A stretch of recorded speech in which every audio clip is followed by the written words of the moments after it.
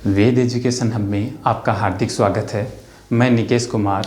आज ज्यामिति के पार्ट 3 की चर्चा करेंगे। पार्ट 3 में अपन आज पढ़ेंगे वर्ग के बारे में। ज्यामिति के 2 पार्ट में अपन त्रिभुज और आयत के बारे में पढ़ चुके हैं। आज हम बात करेंगे वर्ग के बारे में।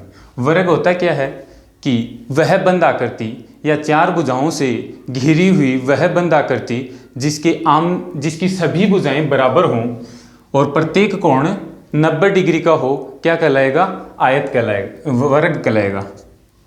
कि वह बंद आकृति जिसकी सभी भुजाएं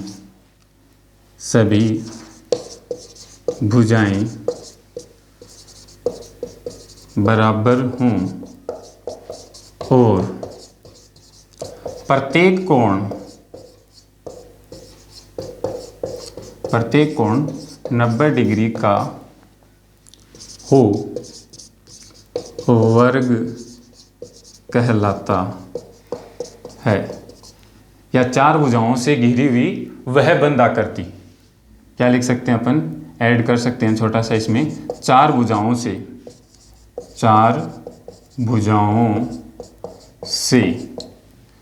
घिरी हुई वह बंद आकृति, 4 भुजाओं से घिरी हुई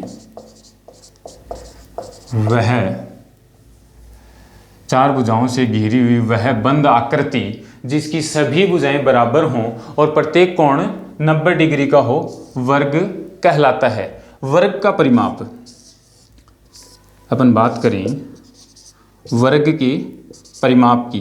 परिमाप क्या होता है कि चारों भुजाओं का योग क्या कहलाता है? वर्ग का परिमाप। तो वर्ग की सभी भुजाएं समान हैं, तो सभी समान भुजाएं में वर्ग का परिमाप, यानी कि एक भुजा को किससे गुणा कर दें? 4 से गुणा कर दें तो 4 गुणा भुजा क्या आ जाएगा? वर्ग का परिमाप। भुजा को अपन ने क्या लिया है? भुजा बराबर ए रखा है, तो क्या रख सकते हैं? 4 गुणा ए। ये क्या आ जाएगा अपने पास? वर्ग का परिमाप। बात करें अपन वर्ग के क्षेत्रफल की। वर्ग का क्षेत्रफल भुजा गुणा भुजा या ए स्क्वायर। भुजा को अपन ने क्या माना है? ए के रूप में माना है, तो भुजा गुणा भुजा या ए स्क्वायर के रूप में भी अपन इसको लिख सकते हैं। अब हम बात करें वर्ग के विकर्ण की। वर्ग का विकर्ण ए, बी, सी और डी। वर्ग के विकर्ण के लिए वर्ग का विकर्ण अपन किस रूप में? विकर्ण बराबर डी के रूप में अपन अगर वर्ग के विकर्ण को रखते हैं तो वर्ग के विकर्ण का फॉर्मूला आएगा अपने पास √2a। वर्ग का विकर्ण क्या होता है? √2a, यानी कि √2 को किससे गुणा कर दें? भुजा से गुणा कर देंगे। √2 को किससे गुणा कर देंगे? भुजा से गुणा कर देंगे, तो क्या आ जाएगा? वर्ग का विकर्ण आ जाएगा। ये क्या है? वर्ग के विकर्ण का फॉर्मूला। √2a क्या आ गया? वर्ग के विकर्ण का फॉर्मूला। अब अपन बात करें क्षेत्रफल की। वर्ग का क्षेत्रफल ए स्क्वायर बराबर 1/2 डी स्क्वायर के रूप में भी अपन रख सकते हैं। यानी कि वर्ग का क्षेत्रफल बराबर होता है 1/2 डी स्क्वायर के, यानी कि विकर्ण का स्क्वायर का आधा क्या होगा? वर्ग का क्षेत्रफल। वर्ग का क्षेत्रफल। अब भुजा निकालनी हो, अगर भुजा पूछ ले या भुजा निकालनी हो और विकर्ण दिया हुआ हो, तो विकर्ण में किसका भाग दे देंगे? √2 का। विकर्ण में √2 का भाग देने पर क्या आ जाएगी अपने पास? भुजा आ जाएगी। किसकी? वर्ग की भुजा। वर्ग की भुजा निकालने के लिए अब हम बात करेंगे वर्ग अंतःवर्त की। वर्ग के अंदर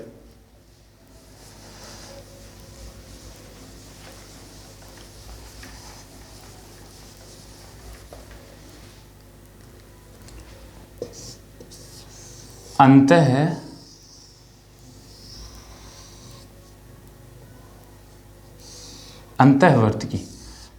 अंतःवर्त क्या होता है? वर्ग के अंदर चारों दिशाओं को टच करता हुआ जो वर्त बनेगा वो क्या कहलाएगा? अंतःवर्त। और वर्ग की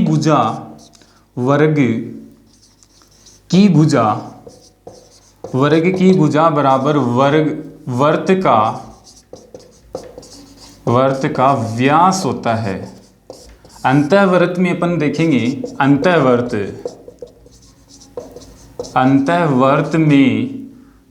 अंतःवर्त में वर्ग की भुजा बराबर क्या होगा? वर्त का व्यास। तो 2r बराबर क्या आ जाएगा अपने पास? a, और r बराबर आ जाएगा a/2। r यहाँ पे क्या है? वर्त की त्रिज्या। r यहाँ पे क्या है? वर्त की त्रिज्या। वर्त की त्रिज्या बराबर क्या है? r। और वर्त का व्यास क्या होता है? वर्त का व्यास होता है 2r। तो 2r बराबर a आ गया, यानी a क्या है यहाँ पे अपने? a वर्ग की भुजा है a है यहाँ पे अपना वर्ग की भुजा बराबर 2r क्या है? वर्त का व्यास। तो अपने को r निकालनी हो और वर्ग की भुजा दे दे और वर्त की त्रिज्या निकालनी हो तो फॉर्मूला क्या आएगा अपने पास? r बराबर a/2।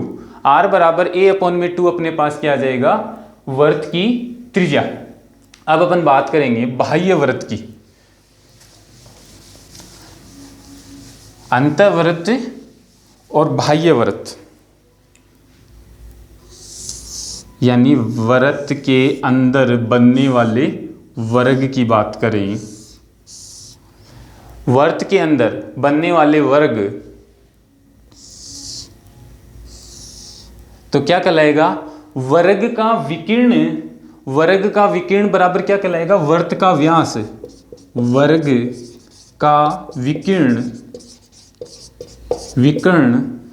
वर्ग का विकीर्ण बराबर कहलाएगा वर्त का व्यास। वर्ग का विकीर्ण बराबर क्या होगा? वर्त का व्यास। वर्ग का विकीर्ण अभी अपने पढ़ा था √2a। √2a बराबर क्या होता है? वर्त का व्यास क्या होता है? 2r। √2a बराबर आ गया 2r। तो a बराबर आ जाएगा √2r। a बराबर क्या आ जाएगा अपने पास?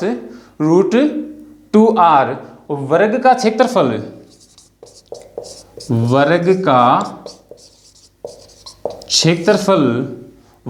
क्षेत्रफल और परिवर्त का क्षेत्रफल। वर्ग का क्षेत्रफल बटे परिवर्त का क्षेत्रफल रखेंगे। वर्ग का क्षेत्रफल क्या होता है? a² और परिवर्त का क्षेत्रफल πr²। तो अपन इस रूप में भी अपन इसको रख सकते हैं। अब वर्ग का क्षेत्रफल, अंतःवर्त का क्षेत्रफल और परिवर्त के क्षेत्रफल में किस अनुपात में आएगा? तो अपन कुछ कंपटीशन एग्जाम्स में सीधा क्वेश्चन दे देता है, तो अपन किस टाइप से इसको जल्दी से आसानी से कम समय में कर पाएंगे। देखते हैं कि वर्ग का क्षेत्रफल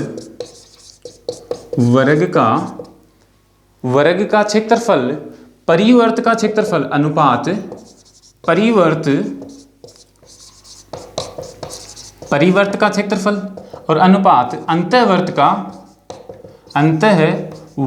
का क्षेत्रफल। वर्ग का क्षेत्रफल, परिवर्त का क्षेत्रफल और अंतःवर्त का क्षेत्रफल किस अनुपात में होगा? 7:11:1 के। 7:11:1 में क्या होगा? एक अंतःवर्त खंड का क्षेत्रफल, अंतःवर्त खंड का क्षेत्रफल।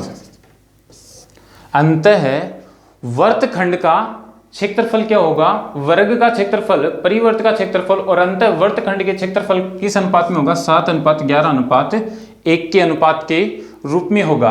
अब हम पढ़ेंगे इसी क्रम में वर्ग का टॉपिक अपन यहीं पे समाप्त करते हैं और अब पढ़ेंगे वर्त को।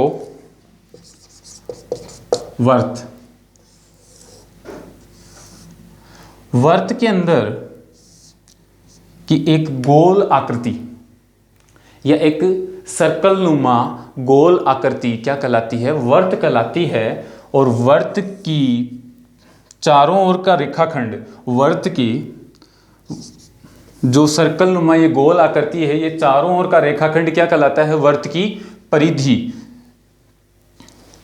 तो अपन लिख सकते हैं चारों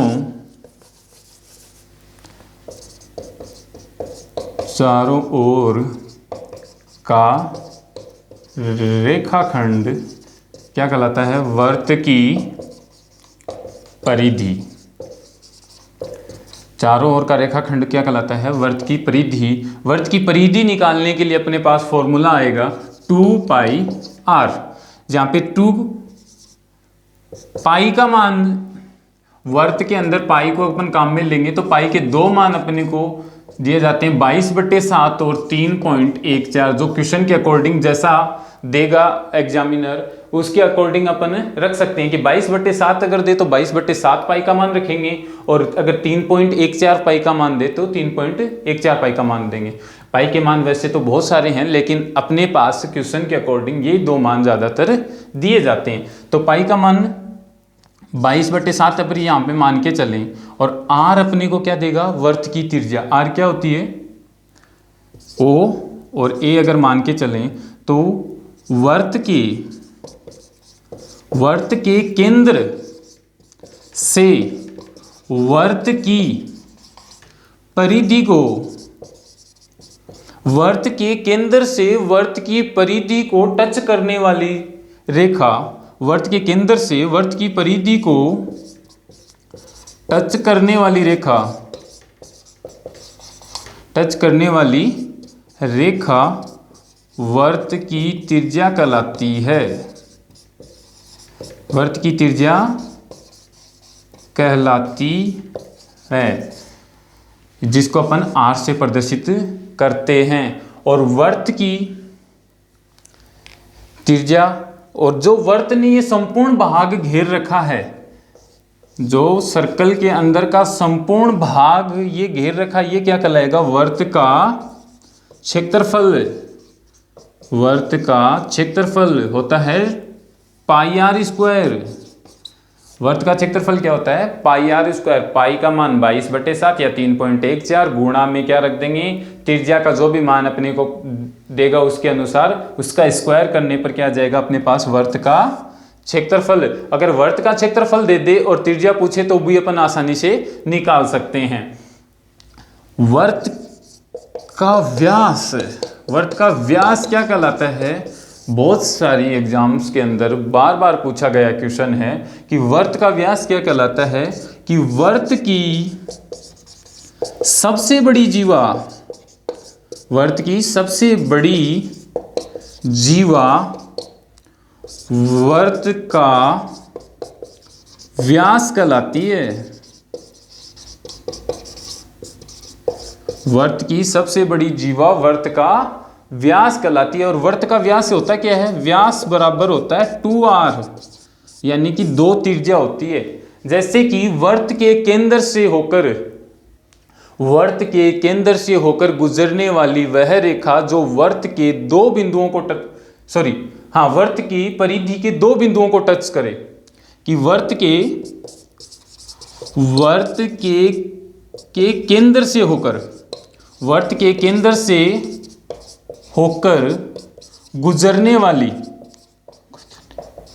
वर्त के केंद्र से होकर गुजरने वाली वह रेखा जो वर्त की परिधि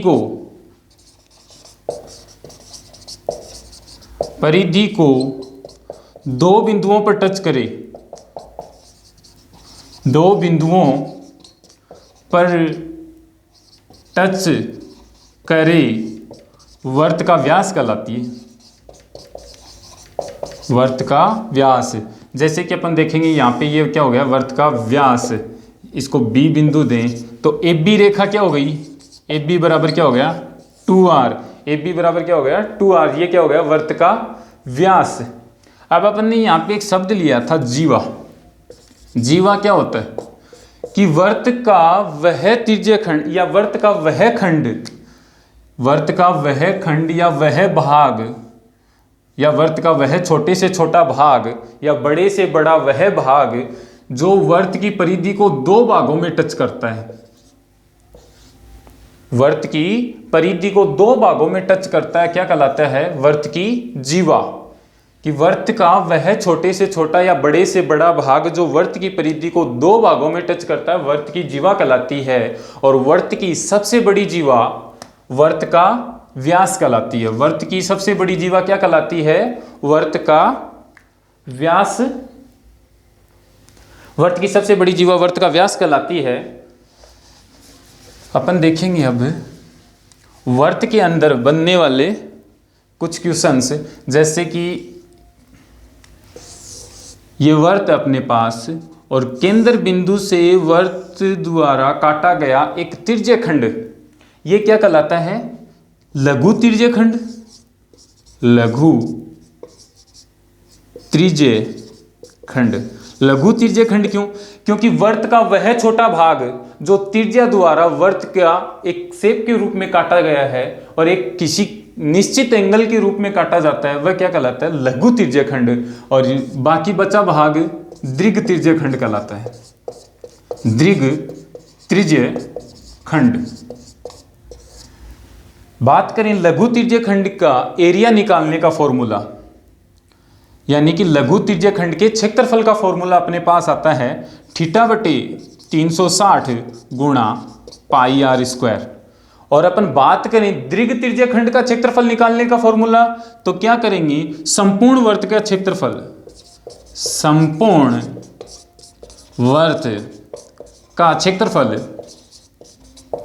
से माइनस कर देंगे लघु तिर्यक खंड के क्षेत्रफल को। लघु तिर्यक खंड, लघु तिर्यक खंड के क्षेत्रफल को, लघु तिर्यक खंड का क्षेत्रफल, लघु तिर्यक खंड का क्षेत्रफल माइनस कर देंगे तो क्या आ जाएगा अपने पास? दीर्घ तिर्यक खंड आ जाएगा। दीर्घ तिर्यक खंड। अब हम बात करें जो काटा गया लघु तिर्यक खंड है, काटे गए लघु तिर्यक खंड की चाप की लंबाई, ये क्या है? एक चाप है। तो लघु तिर्यक खंड की चाप की लंबाई का फॉर्मूला होगा अपने पास, लघु तिर्यक खंड चाप की लंबाई,